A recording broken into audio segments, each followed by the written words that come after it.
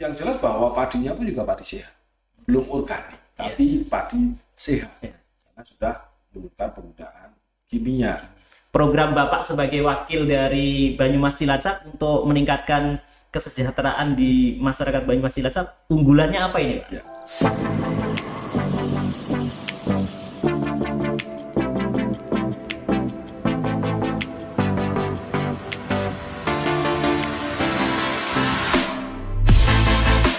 Bismillahirrahmanirrahim. Assalamualaikum warahmatullahi wabarakatuh. Waalaikumsalam.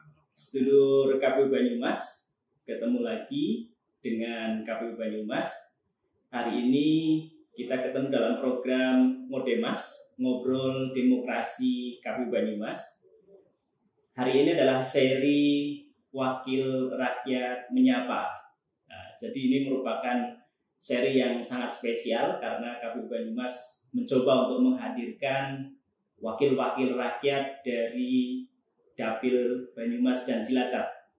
Dan hari ini telah hadir bersama dengan kita seorang wakil rakyat yang saya yakin masyarakat Banyumas ini cukup mengenal beliau karena beliau ini pemegang 71.000 lebih suara masyarakat Banyumas Cilacap dalam pemilu 2019 kemarin. Untuk lebih dekat dengan tamu kita hari ini, kita sapa terlebih dahulu.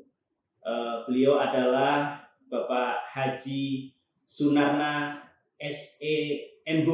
Nah, saya yakin sangat familiar masyarakat Banyumas, seluruh KPU Banyumas dengan beliaunya.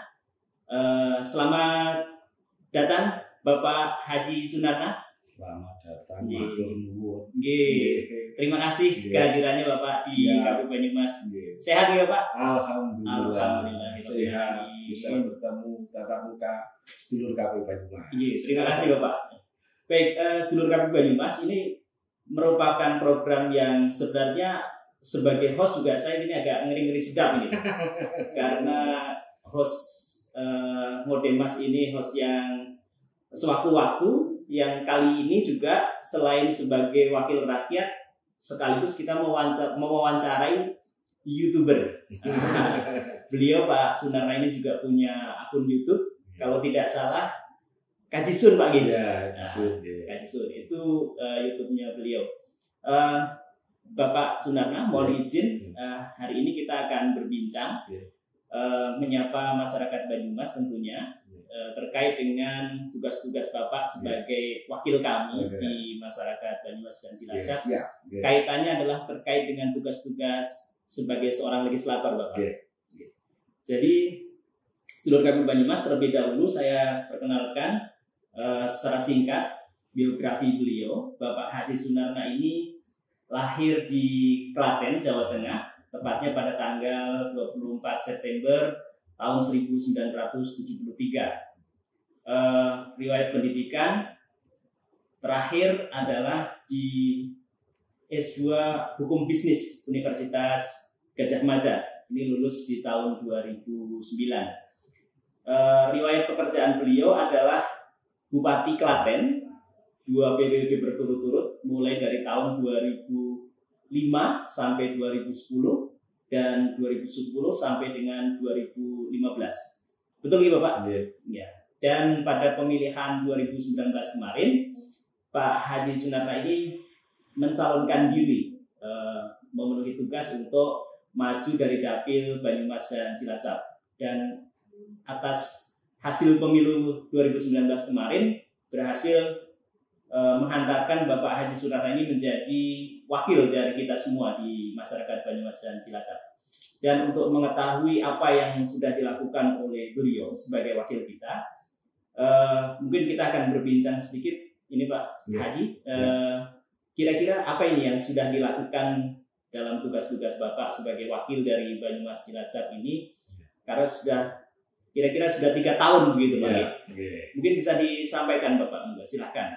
Oke, bahwa yang jelas terima kasih. Assalamualaikum warahmatullahi wabarakatuh seluruh masyarakat Banyumas Cilacap dan seluruh KPU Banyumas. Nah, ruang lingkup dari tupoksi saya sebagai anggota DPR RI yang kebetulan saya di Komisi 4 Komisi 4 ya, Pak. Oke. Komisi 4 itu meliputi koordinasi bersama dengan partner kita adalah Kementerian Pertanian, Kementerian Kelautan dan Perikanan, dan juga Kementerian Lingkungan Hidup dan Kehutanan. Nah, kegiatan kita, ruang lingkupnya adalah tupoksi kita di situ. Jadi kita mendorong untuk pertama peningkatan produktivitas khususnya pertanian yang baik yang ada di dapur saya di Banyumas Cilacap maupun kebijakan makro di seluruh negara dan bangsa kita. Contoh bahwa petani kita ini zamannya bergerak.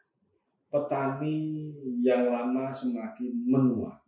Nah, kita mendorong di Kementerian Pertanian untuk dilakukan pelatihan, percetakan untuk petani modern, petani milenial. Iya, target 1 juta petani milenial. Nah, ini dalam rangka apa? Untuk berkesinambungan. Nah, dengan kecepatan arus informasi, dengan kita harapan peningkatan produktivitas pangan, khususnya pertanian, apalagi lebih khusus lagi padi, itu perlu meningkatkan indeks tanam. Nah, indeks tanam dari padi itu sendiri perlu peralatan, karena penanamannya itu perlu lebih serempak, lebih cepat, tidak menunggu.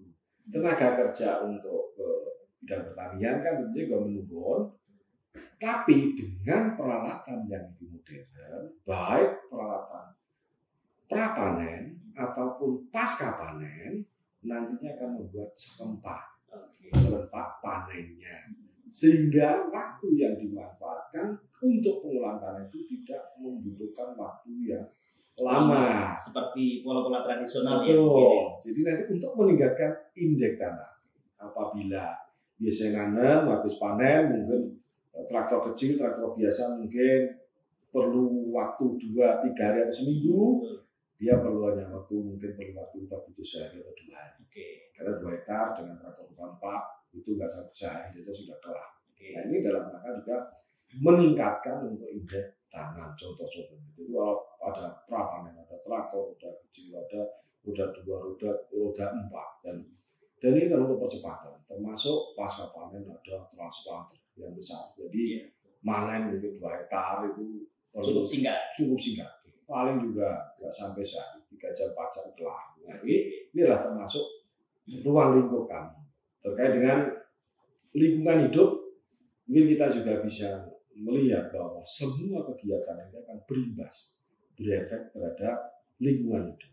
Kemajuan ini juga akan berimbas terhadap lingkungan hidup. Nah, kita selalu menekankan terkait dengan lingkungan hidup. Dan lain-lainnya harus baik, harus benar, sehingga kemajuan itu tanpa merusak lingkungan. Lingkungan tetap menjadi basic keselamatan kita juga. Kalau lingkungan hidup ini rusak, ya kita juga yang repot. Kita yang repot sendiri. Nah, termasuk untuk KKP. KKP itu bidang kelautan dan juga perikanan, kegiatan-kegiatan perikanan seperti mila padi. Tadi hari ini baru saya lakukan tadi di desa Panembangan. Itu adalah ada kegiatan program mina padi. Di situ adalah seluas 25 hektar mina padi. Di situ dengan ikannya ikan nila. Ada nila hitam, ada nila merah. Ini luar biasa karena bahwa mina padi ini paling luas ya di Banyumas. Di desa Panembangan itu ekstensifikasi, Pak ya. Betul, untuk peningkatan kesejahteraan petani dan berhasil dan bagus dan luar biasa. Dan yang jelas bahwa padinya itu juga padi sehat, belum organik, tapi padi sehat karena sudah menurunkan penggunaan kimia. Dan hasilnya tadi dari 70 meter yang dulunya adalah 52 kilo, tadi bisa menghasilkan 64 kilo. Nah, jadi selisih antara 10-an sampai 9-an, kira-kira 17-18%. Ini kan luar biasa. Termasuk hari besok saya kegiatan dalam rangka untuk peletakan batu pertama itu adalah Kampung Nelayan Maju, besok di Cilacap. Ini juga dalam rangka program dan kegiatan seperti di Komisi 4 seperti Oke. Program Bapak sebagai wakil dari Banyumas Cilacap untuk meningkatkan kesejahteraan di masyarakat Banyumas Cilacap, unggulannya apa ini, Pak? Ya. Termasuk bahwa yang jelas memang pertanian ini pupuk ya. Sekarang ini pupuk itu bukan berarti pemerintah mempersulit, tapi memang penurunan subsidi terkait pupuk jumlahnya. Sekarang posisi 9 juta. Jadi semua akan dapat, tapi tidak seperti tahun-tahun sebelumnya. Sehingga masyarakat petani juga perlu berinovasi. Inovasi dalam hal apa? Dalam hal pupuk. Makanya ada untuk peningkatan itu ada program unggulan saya di sini yang misalnya adalah ada pembayaran pupuk. Pupuk ini diberikan bantuan, bentuknya ada sapi, ada kandangnya, dan nantinya pupuknya ini akan diolah untuk menjadi pupuk organik untuk pesawat. Nah, ini juga dalam rangka untuk mempermudah, mensubstitusi kekurangan jumlah pupuk kimia. Karena kimia terus juga nggak bagus. Karena kalau petani nggak sedikit dipaksa, juga kan tidak mau pakai organik, pengennya instan. Nah, pengennya instan. Jadi karena juga subsidinya juga sangat besar. Ya, subsidi yang diberikan kan juga sangat besar. 23 triliun itu jumlah yang luar biasa. Dan perlu untuk hal yang lain. Nah, contoh juga banyak. Kalau di pertanian benih pun kita sangat perbarui. Kayak kemarin yang baru, saya coba itu bahwa benih sudah saya bagikan kemarin untuk Demplot itu untuk Impari 32 itu juga saya coba juga sangat bagus. Ini tadi juga saya berikan hasil dari Demplot benih di Banyumas ini. Tadi saya bantukan kepada desa Panembahan yang ada di Cilongok yang nantinya akan ditanam oleh petani. Ya, pakai Impari 32. Nah, ini adalah contoh-contoh program nyata yang untuk seluruh masyarakat. Gitu. Kalau yang untuk masyarakat nelayan, Bapak? Masyarakat nelayan tentu kalau sini kan masyarakat perikanan darat. Ya. Darat sini termasuk tadi dalam rangka pengembangan untuk nilai kita menatani. Terus juga saya berikan bantuan kayak saya akan memulai untuk gurame lagi yang di Karangawas. Ini banyak kena virus. Ini sudah saya kemarin tahun lalu saya datangkan Grand Parent Stock. Grand Parent Stock itu langsung dari luar negeri. Karena GPS, Grand Parent Stock itu bisa menurunkan PS. PS ini nantinya ya kan menjadi bisa disebarkan kemana-mana. Nah, harapan saya bahwa nantinya akan ditetapkan di Kabupaten Banyumas menjadi nanti area gurame. Sentra gurame. Sebenarnya kalau untuk Banyumas dulu sudah pernah itu Pak, pernah menjuarai jadi sentra gurame gitu. Nah, tapi habis. Masalah. Dan masalah justru malah guramenya pindah ke kabupaten lain. Iya, makanya ini saya mulai lagi. Mulai tahun lalu saya mulai lagi, kelompok itu ada 2 kelompok yang memang saya support dari indukannya. Indukannya pun itu indukan belum tentu sudah tempat kucing. Karena indukan GPS masih dari impor yang masih bagus dan indukan PS anak-anak yang nantinya akan dibagikan ke mana-mana, dibudidayakan dengan baik. Nah itu insya Allah ini sudah dan nantinya akan divaksin. Nah besok itu akan dicek selalu divaksin. Nah, vaksin bukan hanya untuk kita. Bukan vaksin corona. Jadi ikan ini juga ada vaksinnya juga. Baik vaksin untuk ikan untuk gurame, untuk nila, dan untuk ikan yang lain. Dan kita sudah bisa itu. Sudah bisa produksi sendiri. Kebal dari masalah penyakit ikan. Itu virus. Nah, yang jelas bahwa di kawasan itu ada virus ya Pak. Pak Narna, Banyumas dan Cilacap ini kan juga selain pertanian ataupun nelayan, itu kan juga punya hutan ya. Ini menurut pandangan Bapak sebenarnya harus bagaimana nih pengelolaan hutan di Banyumas atau Cilacap agar bisa memberikan manfaat dan juga nilai tambah untuk masyarakat, terutama masyarakat di pinggiran hutan. Ya. Karena selama ini kan masih banyak gitu ya, masih banyak ada semacam harapan lah dari masyarakat di pinggiran hutan tentunya agar hutan itu betul-betul bisa memberikan nilai lebih untuk mereka. Jadi hutan ini luar biasa. Kita alhamdulillah Banyumas ini punya hutan. Di samping hutannya gunungnya tinggi, hutannya juga dingin. Tidak semua hutan juga dingin. Betul.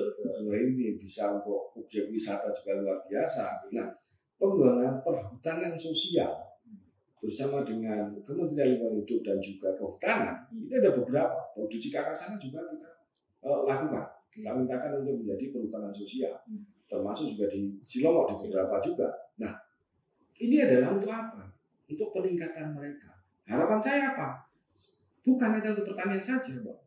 Pertanian itu adalah bagian dari perhutanan sosial itu yang nantinya akan menggerakkan sosial masyarakat di situ. Yang jelas bahwa sekarang ini kegiatan-kegiatan contoh seperti yang ada di Jatilawan.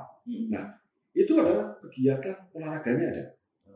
Di situ ada untuk wisata juga bisa. Di sana ada motocross. Tapi di sana juga ditanamin saya kembang untuk kopi sekitar hampir 50-an hektar. Di situ juga saya berikan bantuan untuk sapi, ternak sapi, karena nanti kebutuhan pupuknya. Jadi bersinergi, wisata iya, pertanian iya, pupuknya pun juga terproduksi dengan baik dari sapi ini. Saya bilang bahwa jika membuka sapi, kita bantu sapi jadi sapinya hilang. Kalau sapinya habis, jadi kamu nggak bantu lagi. Karena serius, Pak. Kalau nggak serius ya nggak mungkin maju. Karena perlu serius, perlu semangat. Tapi alhamdulillah itu juga bagus. Pemasukannya juga lumayan. Seminggu juga bisa antara 2 sampai 3 juta. Kan lumayan, juga luar biasa. Nah, ini adalah bentuk-bentuk pengembangan perhutanan sosial untuk perjalanan masyarakat. Jadi tidak melulu hanya untuk pertanian saja, pertanian iya, tapi ini menjadi bersinergi dengan wisata. Tentu itu akan lebih maju, pendapatannya pun juga tidak menunggu waktu 2-3 bulan, tapi dia tiap hari ada pemasukan, dia kesejahteraan desa masyarakat juga semakin meningkat.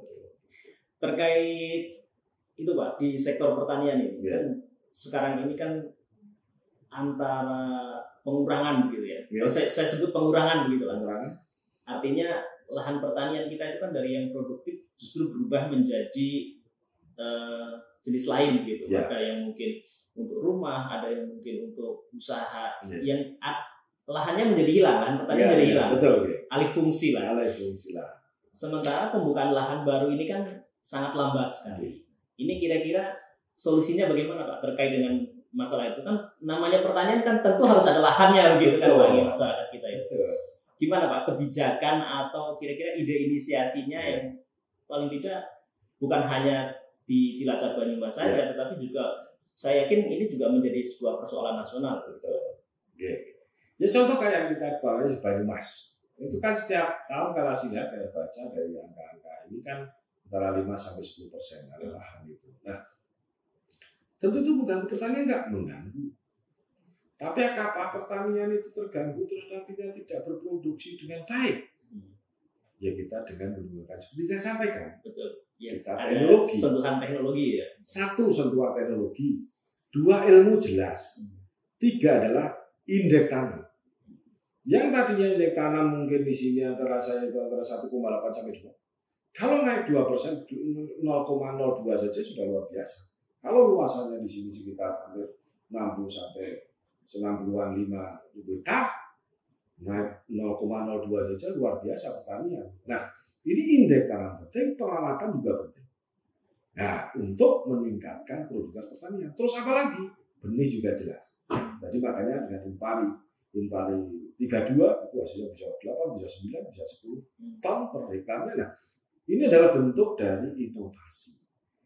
Karena memang kita tidak bisa menghindar alih fungsi lahan itu dengan perkembangan ke depan. Itu memang benar-benar harus dilindungi. Kalau tidak, pangan dari mana? Karena siapa yang menguasai pangan negara ini besok akan menjadi hebat.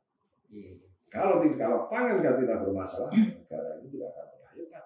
Krisis pangan ini. Krisis pangan sangat berat. Pertumbuhan populasi manusia nggak terkendali. Gila, pertumbuhan tingkat kelahiran kita luar biasa sekarang. Nah, ini perlu menjadi benar. Apakah KP juga dilakukan? Ya perlu. Sehingga nanti insentif itu perlu diberikan pada masyarakat. Baik Pak, terakhir Pak, terkait dengan menjaga agar lingkungan kita itu tetap lestari. Artinya seringkali kan namanya misalnya, mohon maaf, kalau mencermati di beberapa daerah kan atas nama investasi, atas nama industrialisasi, akhirnya lingkungan hidup seringkali dikalahkan. Saya bilang begitulah Pak. Kira-kira ini Pak, untuk Banyumas Cilacap ini kan juga tidak menutup kemungkinan akan muncul industrialisasi begitu kan ya, entah nanti masuk investasi apa. Agar lingkungan Banyumas dan Cilacap ini tetap lestari, bagaimana ini Pak? Nah, lingkungan ini akan lestari adalah kita. Lestari atau tidak itu kan kembali ke diri kita. Terus siapa yang mengambil kebijakan? Adalah pemerintah. Pemerintah yang menetapkan rule-nya harus seperti apa? Rule yang bagaimana? Nah, contoh air. Banyumas Timur sering airnya meluap. Nah, apa yang kita lakukan? Kita tengok lagi ke atas. Mana daerah industri kan sudah dipetakan sendiri, perpeta tata ruangnya sudah jelas. Terus dari mana itu air itu? Jangan dikira bahwa permasalahan itu hanya dari objek industri saja. Nah, kita tidak bisa menyalahkan. Tapi kita harus ingat bahwa kita adalah populasi manusia. Rumah. Kalau hujan, kita resapan setiap rumah. Hujan debitnya berapa sih satu rumah? 10, 20, 30, 50, 100, 1000 liter kalau pas hujan. Nah, tentunya mereka harus diwajibkan untuk punya serapan. Bahwa mereka bisa menyerap rumahnya serapan jadi 1000 liter atau 2000 liter. Apabila turun hujan, contoh dari pengendalian air saja. Nah, kalau nantinya masuk ke resapan dengan baik, permukaan tanah akan naik. Terus air itu akan keserap ke tanah. Bukan membuat banjir. Banjir tidak melulu dihasilkan oleh gunung yang gunung saja. Itu jelas salah satu faktor.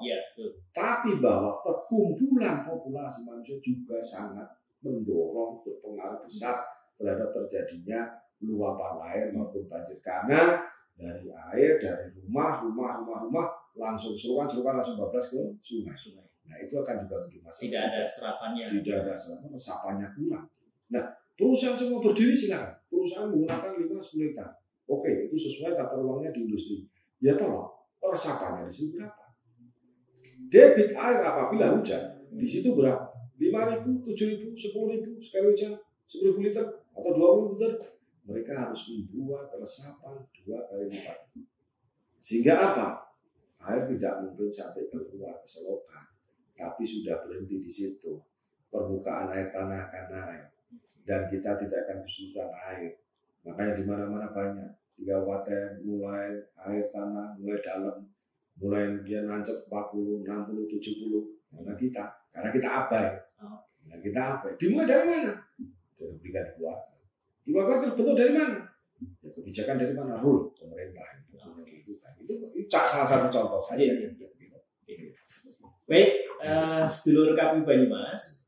Demikian tadi ya, sedikit perbincangan kita dengan wakil kita, Bapak Haji Sunarna, yang hari ini beliau sebagai legislator dan duduk di Komisi 4 DPR RI. Sebenarnya ingin berbincang banyak dengan beliau, tapi karena keterbatasan waktu, jadi saya tidak bisa berpanjang kata, karena beliau juga akan meneruskan agenda selanjutnya gitu Pak.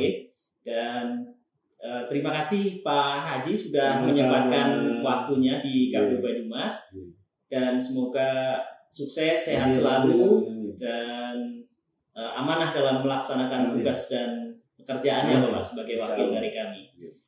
Sedulur KPU Banyumas, demikian perbincangan kita hari ini bersama dengan Bapak Haji Sunarna, wakil dari Dapil Banyumas Cilacap dari Partai PDI Perjuangan. Terima kasih, mohon maaf atas segala kesalahan. Assalamualaikum warahmatullahi wabarakatuh. Waalaikumsalam warahmatullahi wabarakatuh. Sedulur KPU Banyumas, jangan lupa follow akun media sosial kami, KPU Banyumas, ada YouTube, Twitter, Instagram, Facebook, dan TikTok. Jangan lupa subscribe, like, comment, and share. Terima kasih.